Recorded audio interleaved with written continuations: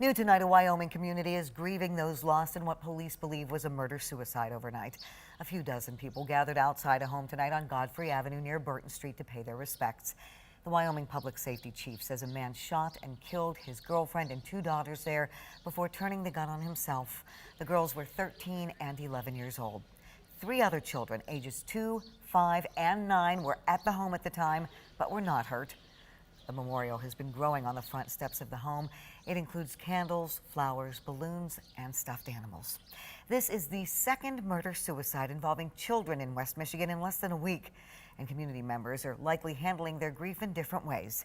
13 on Your Side's Nate Belt spoke with experts about how to spot potential domestic violence signs and the trauma after an event like this.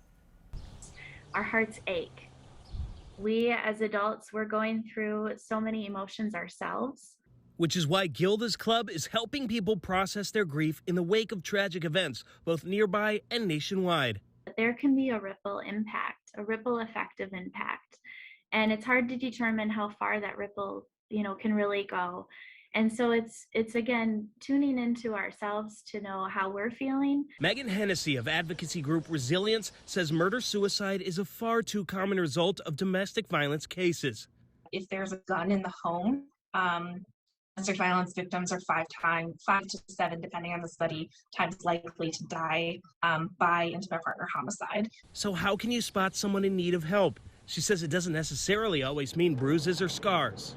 Domestic abuse is all about power and control. You might see that person have to respond to a lot of phone calls and text messages from their partner that they're stalking them, controlling what they're doing the entire day. And she says when that control goes too far, it can end in tragedy. That's the ultimate control decision, right? Whether you get to live or die, breathe or not. After events like these, Lindsay Jousma says grief is processed differently by each person. Gilda's Club offers free grief support, but knows talking to a counselor isn't for everyone.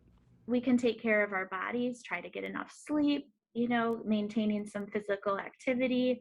That all will help with our coping of our emotional health. Both Gilda's Club and Resilience provide resources to those in need, whether dealing with grief or domestic abuse. You can find contact information for each on our website, 13onyourside.com. In Grand Rapids, Nate Belt, 13 on Your Side.